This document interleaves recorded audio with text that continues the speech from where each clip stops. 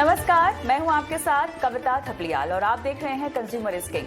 कई बार देखा जाता है कि हंसने खिलखिलाने वाला बच्चा अचानक से डरा सहमा रहने लगता है, स्कूल जाने से कतराने लगता है, छोटी सी उम्र में वो अपनी बात कहने से डरने लगता है, अलग थलग रहने लगता है। तो इसे बच्चों का नेचर मानकर इग्नोर ना करें, बल्कि इन्हें वार्निंग साइन की तरह लें और गंभीरता से मामले की तह तक जाएं, क्योंकि हो सकता है कि आपका बच्चा बुलिंग का शिकार हो। हम ये क्यों कह रहे हैं, क्या वजह है इसके पीछे, देखिए इस रिपोर्ट में।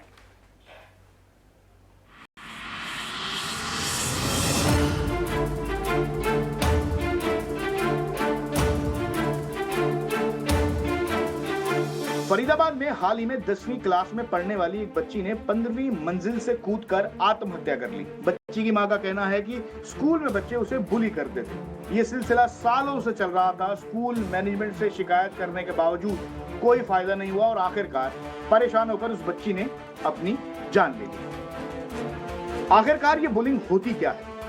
अगर स्कूल में बच्चे के साथ मारपीट, चिढ़ाना, मजाक बनाना या फिर उसे किसी भी तरह से नुकसान पहुंचाया जाता है तो उसे बुलिंग कहते हैं। आपका बच्चा कई तरह से बुलिंग का शिकार हो सकता है। अगर बच्चे के नाम को लेकर चिढ़ाया जाए या बुलाया जाए या उस पर चुटकुले बनाए जाए या बच्चे को फिजिकली या मेंटली किसी भी तरह से परेशान किया जाता है तो वो बुलिंग की श्रेणी में आता है। यहाँ तक कि अगर बच्चे के बारे में किसी तरह की अफवाह फैलाई जाती है या उसके आत्मसम्मान को किसी भी तरह से ठेस पहुंचाई जाती है तो वो भी बुलिंग की कैटेगरी में रखा जाता है।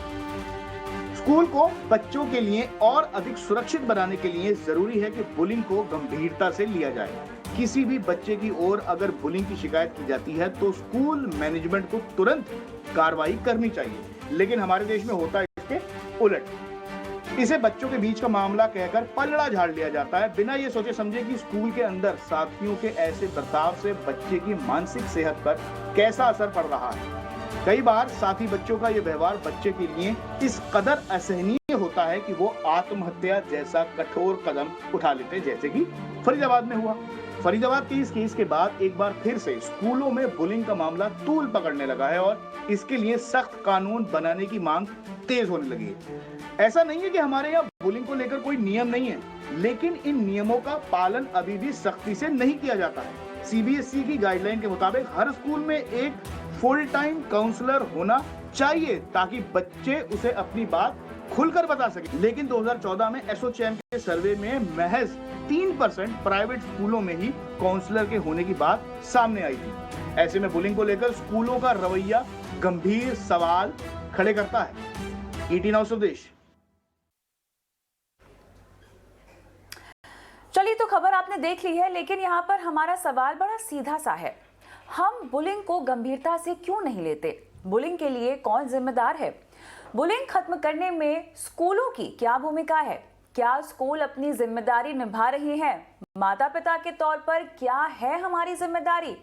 तो इन सभी सवालों के जवाब आज हम लेंगे हमारे पैनलिस्टों से, और हमारे साथ पैनल पर जुड़ गई हैं चतुर्भुज नरसी मेमोरियल की प्रिंसिपल कविता संघवी, दिल्ली पेरेंट्स एसोसिएशन के वाइस प्रेसिडेंट मनोज शर्मा, और कुछ देर में जुड़ेंगे द चर्न के फाउंडर शुभ्रास्ता जुड़ेंगे हमारे साथ। लेकिन चलिए मनोज जी, आपके साथ में शुरू करती हूँ। जैसे कि हमने अभी इस रिपोर्ट में एक केस के बारे में सुना, ऐसे मुझे जानना है आप कितने केसेस को जानते हैं जहां पर बच्चे बुलिंग का शिकार होते हैं? जी देखिए, मेरा कहना यह है कि मैं अपनी बात नवाज देवबंदी के शेर से शुरू करना चाहता हूँ। ऐसा है कि नवाज साहब ये कहते हैं कि जलते घर को देखने वालों, फूस का छप्पर आपका है, आपके पीछे तेज हवा है, आगे मुकद्दर आपका है, उसके कत्ल पे मैं भी चुप था, मेरा नंबर अब आया है, मेरे कत्ल पे आप भी चुप हो, अगला नंबर आपका है। मुद्दा ये नहीं है कि कितने केसेस हो चुके हैं, ये कोई काउंटिंग का मुद्दा नहीं है। हर एक जान कीमती है, हर एक बच्चा बेशकीमती है, उसके लिए कोई दूसरा उपाय है ही नहीं, उसके लिए कोई दूसरा शब्द नहीं है। अगर यह बच्चा सुसाइड करता है, आत्महत्या करता है, तो इसके लिए कोई ना कोई तो दोषी है। आखिरकार इंसान की जान से ऊपर तो कोई भी चीज नहीं है धरती पर। अगर इस बच्चे ने आत्महत्या करी है और प्राइमा फेसाई अगर स्कूल का इसमें दोष आ रहा है, तो लगभग 1 हफ्ता होने जा रहा है, क्या कार्रवाई की गई है? कितने हम संवेदनशील हैं इस चीज को लेकर? ये सब चीजें हमें देखनी पड़ेगी। हमें सख्त से सख्त कदम उठाने चाहिए, स्कूलों को मनोज जी, आपकी बात समझाना बिल्कुल चाहिए सही है। हर उनके एक जान कीमती है और इस बुलिंग की जो परेशानी है, जो अपराध है, ये इस पर अंकुश लगना ही चाहिए। लेकिन क्योंकि अभी शो की शुरुआत हुई है तो मैं जानना ये चाहती हूँ कि किस तरह की बुलिंग की शिकायतें आती हैं। बुलिंग को अगर हमें समझना हो तो किस तरह की शिकायतें आती हैं, उसके बारे में अगर आप जानकारी दे सकें। जी, देखिए मैं इसमें कहना चाहता हूँ, सोशल मीडिया के एक्सप्लोजन के बाद, इंटरनेट और इन सबके एक्सप्लोजन के बाद स्काई इज द लिमिट। कोई लिमिट नहीं है बुलिंग में, बच्चे कुछ भी कर सकते हैं। बच्चे, आपको पता है ऐसे भी केसेस आए, बच्चे स्कूलों में हथियार लेकर आते हैं, बच्चे स्कूलों में मोबाइल के एक्सेस है तो पोर्नोग्राफी भी पहुंच सकती है, स्कूलों में मैगजीन्स पहुंच जाती है। बुलिंग का कोई लिमिट नहीं है। आप अगर मुझसे पूछेंगे तो शायद मैं आपको कोई लिमिट नहीं बता पाऊंगा, पर इसके लिए अध्यापकों को, विद्यालयों को और समस्त तरह के जो सर्विलेंस हमारे मेथड्स हैं, हमें उन पे बहुत गौर करना होगा। और हर एक मामूली से छोटी शिकायत को हमें बहुत गंभीरता से लेनी होगी, इससे पहले कि वो इतनी विकराल रूप धारण कर ले कि कोई बच्चा हमारे बीच से चला जाए। नहीं, बिल्कुल इस मामले को गंभीरता से लेना चाहिए, लेकिन ये तब लिया जाएगा जब बच्चा शिकायत करेगा। कविता जी, मुझे ये बताइए, स्कूलों में अमूमन बच्चों में कई बार हम देखते हैं कि बुलिंग को लेकर शिकायतें सामने नहीं आ पाती है। क्या वजह होगी इसके पीछे? क्या आपने इसका सामना किया है? अगर ऐसा किया है तो क्या आपने मामलों पर अंकुश लगाने की कोशिश की है अपने स्कूल में? डेफिनेटली। तो क्या होता है कि बेसिकली यहाँ पे वेरी इंपॉर्टेंट कि क्लास टीचर जो क्लास ऑब्जर्वेशन करती है वो वेरी वेरी इंपॉर्टेंट होता है। तो अगर कोई बच्चा इनिशियली बहुत ही हंसता खेलता हो और सडनली वो चुपचाप हो जाता है, तो टीचर की वेरी इंपॉर्टेंट कि टीचर फाइंड आउट करे कि बच्चे को क्यों वो चुप है, why is he silent right now, and ascertain those reasons. So here the class teacher and the student bonding is very important. It has happened earlier also, but the teacher has come down, reported to the counselors. So like right now we already have 2 counselors full time in our school. So the teachers come back to the counselor calls the parents. There is these things are taken out. So this is addressed very much so in at least in urban cities. This is what I would want to say. बिल्कुल। शुभ्रस्ता, आप अगर मुझे सुन सकती हैं, मुझे ये बताइए कि अब ये बच्चों की मानसिकता पर किस तरह से बुलिंग असर डालता है, क्योंकि यहाँ पर कहीं ना कहीं स्कूल्स में देखिए कई बार हंसी मजाक में ऐसी चीज़ें हो जाती हैं जो बच्चे तो बच्चे होते हैं, खैर उन्हें समझ में नहीं आता कि वो गलती से बुलिंग का शिकार हो रहे हैं या किसी को बुलिंग का शिकार बना रहे हैं। तो ऐसे में बहुत ज़रूरी है कि हम बच्चों में एक तो इस बात की समझाइश डालें कि देखिए आपके साथ अगर ऐसा ऐसा व्यवहार हो रहा है तो इसको बुलिंग कहते हैं।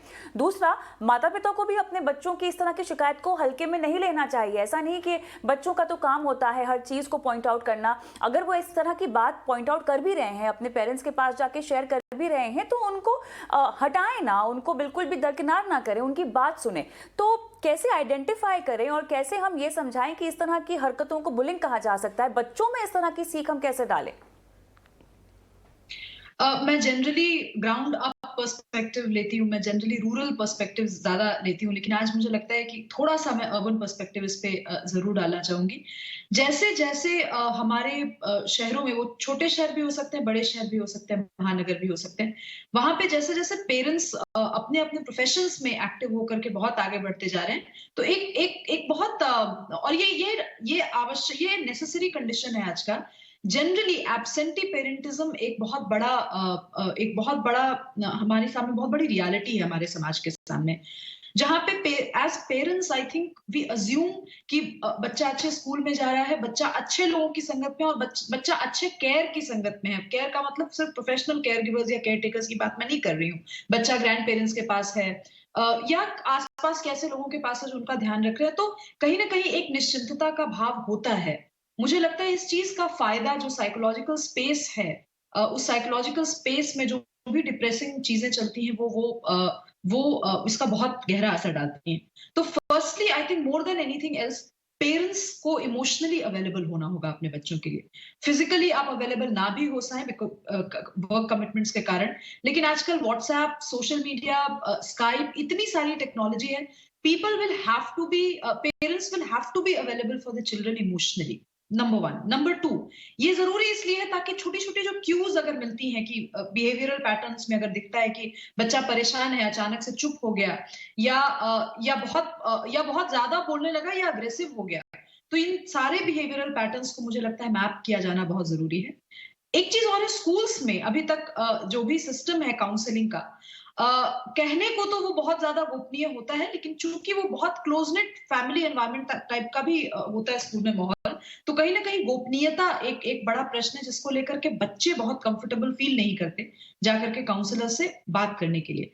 मुझे लगता है अब again social media post Covid जो दुनिया है उसका फायदा उठाते हुए हम लोगों को अनोनिमस लेकिन रोबस्ट काउंसलिंग की व्यवस्था भी स्कूल्स में या कॉलेजेस में करवाने की बहुत बहुत सख्त जरूरत है, क्योंकि जिस एज की हम बात कर रहे हैं वो बहुत ही सेंसिटिव टीनेज फिनोमिना है, और उस एज में बच्चे किसी भी रूप में जिस भी रूप में कंफर्टेबल रहें, उस रूप में उनको कंफर्ट प्रोवाइड करके काउंसलिंग करना, और उनके साथ उनको ऐसा फील होना चाहिए कि उनके साथ कोई है जो उनकी बात सुन रहा है और समझ रहा है। मुझे लगता है ये बहुत बड़ा गैप है जिसको फिल किया जा सकता है। आपने चर्चा में शुरुआत में कहा कि आप रूरल मामलों पर ज़्यादा फोकस करती हैं, तो जब हम बच्चों में बुलिंग की समस्या की मैं बात कर रही हूँ, तो रूरल अर्बन अलग अलग तरह के केसेस होते हैं, अलग अलग तरह के मामले सामने आते हैं, अलग अलग तरह के बुलिंग के मामले हम आते हुए देख रहे हैं, ऐसा कुछ है शुभ्रस्ता जी? थोड़ा अंतर क्लास का जरूर होता है। जनरली रूरल मतलब ग्रामीण इलाकों में अगर स्कूल्स में बुलिंग होती भी है तो वो क्लास फैक्टर को लेकर के क्लास और कास्ट फैक्टर को लेकर के थोड़ी अधिक होती है, लेकिन जैसे जैसे हम अर्बन एरिया में आते हैं वो चीजें थोड़ी कॉम्प्लिकेट कर जाती है, मैटर्स थोड़ा ज्यादा तार थोड़ा ज्यादा उलझे हुए हो जाते हैं, क्योंकि हमारी लाइफस्टाइल ऐसी, क्योंकि कम्युनिटी लिविंग दिन प्रतिदिन कम्युनिटी लिविंग कम होती जा रही है। रूरल जो हमारा ग्रामीण भारत है, ग्रामीण इलाकों में फिर भी अभी बहुत हद तक एक कम्युनिटी की फीलिंग अक्षुण्ण है, तो बहुत सारी चीजें जो बहुत सारे क्यूज हम मिस करते हैं शहरी परिवेश में, वो क्यूज मिस करने का चांस गांव में कम होता है। मैंने इस हिसाब से कहा, अब कमोबेश जो बच्चों के मुद्दे हैं, जिन इश्यूज को लेके जिस तरीके से वो डिस्टर्ब होते हैं, वो कमोबेश एक ही रहेगा, लेकिन जो सोसाइटी का रिस्पॉन्स है, समाज का जो रिस्पॉन्स है, वो थोड़ा अलग होता है। इसमें क्या सही है क्या गलत है की बात नहीं है, बात केवल एक क्रॉस सेक्शन ऑफ प्रॉब्लम की है। बिल्कुल, यहाँ पर थोड़ा सा मैं जो सीबीएसई 2015 में बुलिंग प्रोटेक्शन कानून बनाया है, इस पर जानकारी चाहती हूँ। कविता जी, क्या क्या बातें इस बुलिंग प्रोटेक्शन कानून में शामिल की गई हैं? CBSE school, but we are an ICSE school. So we already have, yes, so I wouldn't be able to talk about the CBSE policies. I can only talk about the school policies. बिल्कुल, बताएं। Yeah, so in the school policies, definitely you as madam has already spoken about, the bullying policy, the anti-bullying policies are put in place. Orientations with parents are conducted for them to know कि यहाँ पे ये bullying practices के लिए ये solution है, यहाँ पे आप आ सकते हो। एक कंप्लेंट बॉक्स रखी होती है स्कूल में, कहाँ पे कोई भी एनोनिमस कंप्लेंट डाल सकते हैं, तो बच्चा से फील करता है कि I am not going to be judged, यहाँ पे मेरा नाम नहीं आ रहा है, तो वो भी सुविधाएं रखी जाती है स्कूल में, और एक पीटीए को साथ में रख के पूरा सॉल्यूशंस दिए जाते हैं। तो that is very important. This are the certain practices and policies एक स्कूल रखती है, और ऑब्वियसली हर एक बच्चे के लिए एक फाइल होता है, वो फाइल मेंटेन करके ओवर द इयर्स उसको मैपिंग किया जाता है कि ये चाइल्ड का भी ये बुलिंग हुआ ये साल, तो अगले साल ये कंटिन्यू हो रहा है कि नहीं, इसका कोई सोल्यूशन आया है कि नहीं। तो वो मैपिंग, जैसे मैम ने बोला था, वो very very important across the years. Anti bullying committee की जो भूमिका है उस पर मैं चाहती हूँ तवज्जो दिया जाए। मनोज जी, मुझे बताएं, ये जो एंटी बुलिंग कमेटी होती है, इन्हें कहाँ कहाँ नियुक्त किया जा सकता है? क्या हम यहाँ पे स्पेसिफिकली स्कूल्स की बात कर रहे हैं जहाँ पर कुछ लोगों को कमेटी के रूप में निर्धारित किया जाता है? ये कहना है, बाकी जो दो हमारी महिला पैनलिस्ट हैं और आपसे भी सिर्फ यही कहना है कि हम सिर्फ रस्म अदायगी करते हैं, बड़ी बड़ी बातें करते हैं। जरा इनसे पूछिए, माफी चाहता हूं, मैं किसी को ऑफेंड नहीं कर रहा, जरा इनसे पूछिए इनको कितने बच्चों ने अपनी बुलिंग की शिकायत दी और कितनी फाइल मैपिंग करते हैं नर्सरी से लेकर 12वीं तक। ये सब रस्म अदायगी है मैम, एक बच्चे की जान चली गई है, आप इसको संवेदनशीलता से लीजिए। ये सब रस्म अदायगी की सीबीएसई एक एफिलिएशन बॉडी है, उसका स्कूलों पे बस नहीं चलता, उसके रूल्स कौन मानता है मैम? आए दिन तो कोर्ट कचहरी में सीबीएसई के साथ लोग लड़ते रहते हैं। मैम यहाँ पर एक बच्चे की जान गई है, एक हमारा भविष्य का नागरिक आत्महत्या कर लेता है। इतनी इतनी मतलब इतनी ये दर्दनाक घटना है। हम सिर्फ रस्म अदायगी कर रहे हैं कि मैपिंग करिए, काउंसलर रखिए, बुलिंग कमेटी बनाइए। मैम ये कोई चीज काम नहीं करती। स्कूलों में आप जाके देखिए, आपके मुताबिक क्या होना चाहिए, क्योंकि इस शो का मकसद ही यही है कि सबसे पहले तो लोगों को आगाह किया जाए, उनको ये जानकारी दी जाए, उनको ये जागरूकता दी जाए कि ये बहुत बड़ी समस्या है और बच्चे इससे जूझ रहे हैं। यहाँ पर सब पार्टी इन्वॉल्व है, स्कूल भी इन्वॉल्व है, माता पिता भी इन्वॉल्व है, बच्चा भी नहीं बोल पाता है, उसके पीछे उसके साइकोलॉजिकल रीजन इन्वॉल्व हैं। ठीक है, उसी लिए हमने ये शो खड़ा किया जहां पे हम लोगों को ये बताएं कि देखिए आपको इस समस्या को गंभीरता से लेना होगा, आपको इसे इग्नोर नहीं करना होगा। तो जो प्रक्रिया बताई जा रही है उसी पर मैं आपसे सवाल पूछ रही हूं, क्योंकि ऐसा नहीं है कि कोई सिस्टम प्लेस में नहीं है, सिस्टम को यहाँ पर प्लेस में रखा गया है, जागरूकता नहीं है, लोगों में इसको लेकर सीरियसनेस नहीं है। इसीलिए ये सवाल मैं पूछ रही हूँ आपसे, क्या आप जानते हैं एंटी बुलिंग कमेटी के बारे में कि किन किन को इसमें रखा जा सकता है? मैम खाना पूर्ति कागजों पे सब चीजें होती हैं हमारे देश में। जी आपके पास आना चाहूंगी, आप बताएं इसका क्या रोल है। और मनोज साहब जो बोल रहे हैं, क्या वाकई इसको इतने हल्के में लिया जा रहा है सब जगह? देखिए, मुझे लगता है हल्के में नहीं लिया जा रहा है, लेकिन मैं मनोज जी की बात से भी सहमत हूँ कि ये जो तमाम साइकोलॉजिकल इश्यूज होते हैं उसको लेकर के जो संवेदनशीलता स्कूल्स में होनी चाहिए वो नहीं हो पाती। अब उसका कारण कुछ भी हो सकता है। उसका कारण ये हो सकता है कि सिलेबस खत्म करने का pressure, specially 10th 11th 9th 10th 11th 12th, और अगर हम आईसीएसई की बात करें तो मैम मुझसे एग्री करेंगी, स्टैंडर्ड 7th के बाद ही जो हीट, जो इंटेंसिटी जो बढ़ जाती है बच्चों के, जो टेम्परेचर होता है प्रेशर का वो बढ़ना शुरू हो जाता है उससे। तो इन चीजों पे उतना ध्यान स्कूल्स का नहीं जा पाता जितना जाना चाहिए। इसीलिए मुझे लगता है कि एंटी बुलिंग कमिटी जैसी जो चीज है उसका रोल बहुत बढ़ जाता है। मैं आई विल बी ऑनेस्ट कि मैंने एंटी बुलिंग कमिटी पे बहुत ज्यादा रिसर्च नहीं की है, लेकिन अगर उसमें जो स्कूल और पेरेंट्स के एसोसिएशन के अलावा जिन एक्सपर्ट्स की बात की जा रही है, मैं उन एक्सपर्ट्स के बारे में 2-3 चीजों के बारे में कहना जरूर चाहूंगी कि आइडेंटिफाइड एक्सपर्ट्स जिनसे बच्चे जाकर के खुल करके बात कर सकें, उनमें लोगों को ध्यान जरूर रखना चाहिए, खास करके स्कूल अथॉरिटीज का, कि जो एक्सट्रोवर्ट बच्चे होंगे वो तो अपनी बात जाकर के रखेंगे, लेकिन इंट्रोवर्ट बच्चों के लिए और वैसे बच्चों के लिए जो अपनी आइडेंटिटी को लेकर के बहुत ज्यादा टेरिटोरियल है, उनके लिए आपको कुछ ना कुछ अनोनिमस सिस्टम जरूर बनाना चाहिए कि वो अपनी बात इस तरीके से रख सके कि उनको ऐसा फील हो कि दुनिया में और कोई उनकी बात नहीं सुन रहा है। ऐसा फील, ये जिस भी अनोनिमस माध्यम को वो बात बोल रहे हैं वो माध्यम सुन रहा है और उनकी प्रॉब्लम सॉल्व कर रहा है। ये बहुत बहुत बड़ा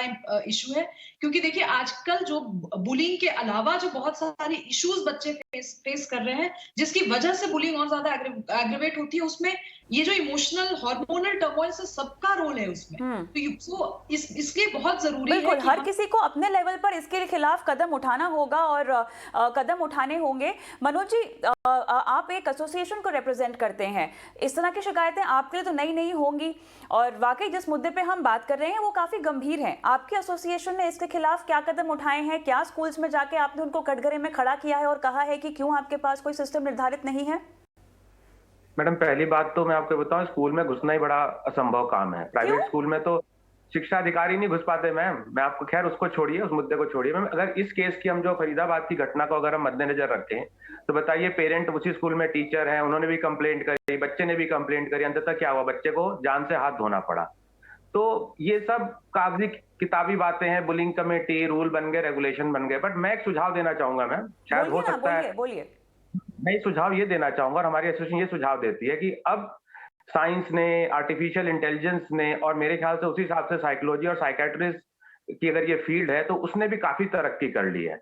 मेरा एक सुझाव ये है कि 6 महीने पे या सालाना या बाई एनुअली कुछ ऐसे क्वेश्चनर्स बनाए जाएं, कुछ ऐसा सिस्टम डेवलप हो कि वो बच्चे से भरवाया जाए, और उससे अगर हम कहीं ये पता कर सके कि शायद सुसाइडल टेंडेंसी, आत्महत्या की प्रवृत्ति जैसी कोई चीज पैदा हो रही है, नहीं हो रही है, तो मेरे ख्याल से एक बेटर होगा। और उसको स्कूल का काउंसलर या स्कूल का प्रिंसिपल या क्लास टीचर जो 10 मिनट के लिए आता है बेचारा, उसके ऊपर इतना वर्कलोड होता है, वो नहीं पता कर सकता कि बच्चा आइसोलेशन में जा रहा है, बच्चा चुप बैठ रहा है, बच्चा ज्यादा शैतानी कर रहा है।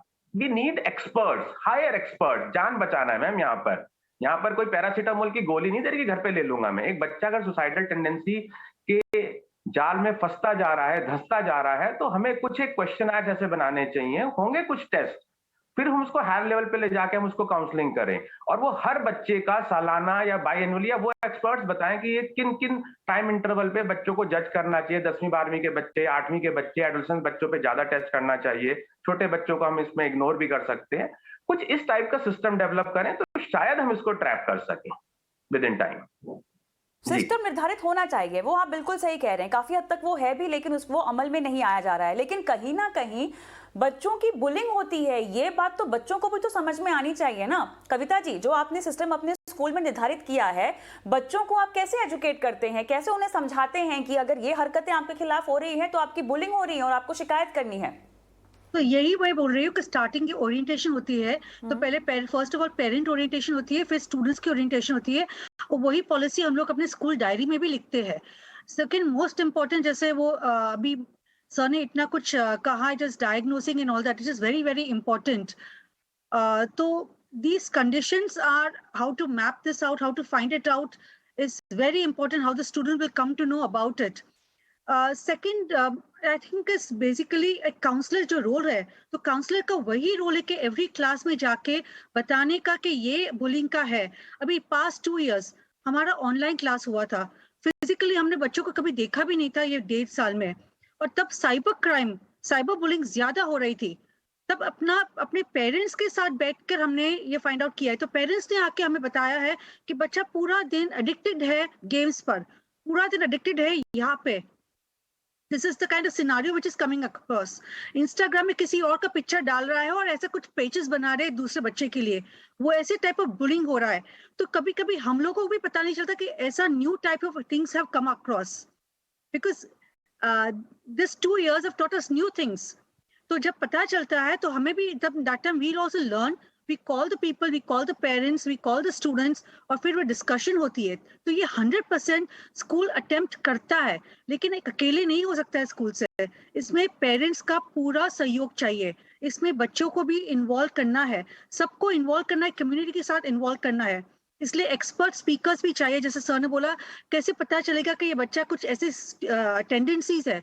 वो क्लास टीचर बेचारी, वो फिजिक्स या मैथ्स की क्लास टीचर है, उसका सब्जेक्ट ये है, तो ये थोड़ा they have some knowledge but not expert knowledge obviously. तो 100% some kind of support from outside, community support is also very very important for this. शुभ्रस्ता, अब यहाँ पर देखिए, हम बच्चों की बात कर रहे हैं जहाँ पे स्कूलों में बुलिंग की शिकायतें आ रही हैं। कविता जी ने अभी साइबर बुलिंग की भी बात कही है। अब मामला ऐसा हो गया है कि बड़ों के साथ साथ बच्चों की मेंटल हेल्थ भी बहुत ज़्यादा इंपॉर्टेंट हो गई है, और ख़ासतौर से महामारी के दौरान तो हमने उस पर भी बहुत असर पड़ता हुआ देखा ही है। और इस तरह की जो शिकायतें आ रही है, जो शो भी हम लेके बैठे हैं, वो कहीं ना कहीं इसी के चलते फलस्वरूप हम देख रहे हैं कि परेशानियां बच्चों की स्कूली लाइफ में बढ़ती हुई दिखाई दे रही है। अब सवाल यहाँ पर ये उठता है कि क्या कोई ऐसा एक सिस्टम निर्धारित नहीं किया जा सकता जो इसके तह तक जाए, जो इसके मूल तक जाए और उसको जड़ से निकाले? देखिए, किसी एक पार्टी पर हम नहीं बोल सकते कि स्कूलों को ही ध्यान में रखना चाहिए, स्कूलों को ध्यान में रखना चाहिए, उन्हें देखना चाहिए कि बच्चों का व्यवहार कैसा है, और शिकायतों का उनके ऊपर भी जिम्मेदारी है। अगर बच्चे नहीं आ पाते, अपने टीचर के पास जाके नहीं बोल पाते कि वो तकलीफ में है, तो कहीं ना कहीं स्कूलों की भी गलती है, वहाँ पे टीचर्स की भी गलती है, लेकिन पेरेंट्स भी यहाँ पे शामिल है, क्योंकि उनको भी एक चेक करना है कि हमारे बच्चों की जो मनोस्थिति है वो बिल्कुल सही है या नहीं है, क्या वो किसी परेशानी से जूझ रहा है। रामबाण इलाज तो देखिए हो नहीं सकता शुभ्रस्ता जी, ठीक है, एक प्रोसेस अगर हम निकालना चाहें तो वो क्या होगा? मैं 2-3 रेडिकल बातें बोलूंगी जो शायद लोगों को बहुत पसंद नहीं आए, लेकिन मुझे लगता है कि ये जो एब्सेंटी पेरेंटिज्म की जो मैंने बात की, वो बहुत बड़ी समस्या, मेरे हिसाब से बहुत बड़ी समस्या है। मैं मनोज से करती हूँ कि सर्वे क्वेश्चन है तो अब इंट्रोड्यूस किया ही जाना चाहिए, और सर्वे इस बात पे भी होना चाहिए कि जितने स्कूल्स में जितने भी पेरेंट्स ने अपने बच्चों को भेजा है, क्या वो पेरेंट्स एक्चुअली माँ पिता का रोल अदा कर रहे हैं। ये बहुत बड़ी समस्या है, खास करके वहां उस सिचुएशन में जहां दोनों पेरेंट्स वर्किंग हैं। कभी बच्चे को अगर ऐसा फील होता है कि हमारे पेरेंट्स एब्सेंट हैं, तो स्कूल को ये संज्ञान लेना चाहिए। एब्सेंट का मतलब इमोशनली अनअवेलेबिलिटी वाली अगर समस्या है, तो स्कूल्स को इस मामले को बहुत अच्छे से संज्ञान में लेना चाहिए। सर्वे की बात पे मैं एक चीज और कहना चाहती हूँ, ये सर्वे केवल स्टूडेंट्स के बीच में ना हो कि उनके साथ बुलिंग हो रही है या नहीं हो रही है, या वो सुसाइडल हो रहे हैं या नहीं हो रहे हैं।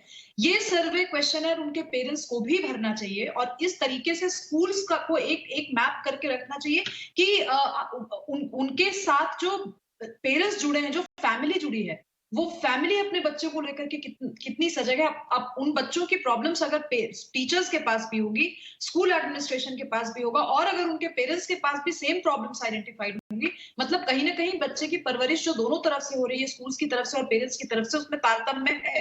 लेकिन अगर कहीं भी गैप दिखता है तो उस सिचुएशन में इंटरवेंशन की जरूरत है। और जो भी स्टेक होल्डर हो, अगर स्कूल स्टेक होल्डर है तो स्कूल को बिठा के बताया जाए, और अगर पेरेंट्स स्टेक होल्डर है तो पेरेंट्स को बिठा करके बात की जाए। ये एक 360 डिग्री अप्रोच के थ्रू ही इस प्रॉब्लम को सॉल्व किया जा सकता है। आपने बहुत अच्छी बात उठाई कोविड के दौरान की। कोविड के दौरान हमारे समाज के और खास करके हमारे परिवारों की बहुत सारी लेयर्स और रियलिटीज हमारे सामने आई है, जिसको हम अभी तक पारंपरिक तरीके से देखते हुए चल रहे थे। अब वो चीजें परंपरागत तरीके से नहीं चल सकती। जिन छोटी छोटी चीजें हैं, किसी भी घर में ये बहुत कॉमन समस्या है, किसी भी घर में किसी एक व्यक्ति पर, जो अमूमन एक महिला होती है, सारी जिम्मेवारी होती है। उस महिला से ही वो बच्चा भी एक्सपेक्ट करता है, चाहे वो उसकी माँ हो या उनकी चाची हो, कोई भी हो, कोई एक महिला होती है जो घर संभालती है। सारे काम बिल्कुल प्रोफेशनल भी हो सकती है। कहीं ना कहीं ये सब चीजें जो हैं वो घर से भी उठती हैं, क्योंकि आपके बच्चे आपके साथ किस तरह से रहते हैं, किस तरह का व्यवहार करते हैं, वो कहीं ना कहीं आपकी अपब्रिंगिंग में भी रिफ्लेक्ट करता है। तो बहुत जरूरी है कि एक सिस्टम जो है उसको तय किया जाए, निर्धारित किया जाए, और स्कूलों से गुजारिश की जाए, उन्हें कहा जाए कि यहाँ इस समस्या को गंभीरता से ले और इसके खिलाफ सख्ती से कमेटी बिठाई जाए, जो कि नियम और कानून के तहत आपको करना ही है। और साथ ही पेरेंट्स, जो कि हमने देखा महामारी के दौरान सरोगेट टीचर का अगर रोल निभा रहे हैं, तो माता पिता का रोल तो निभा ही सकते हैं।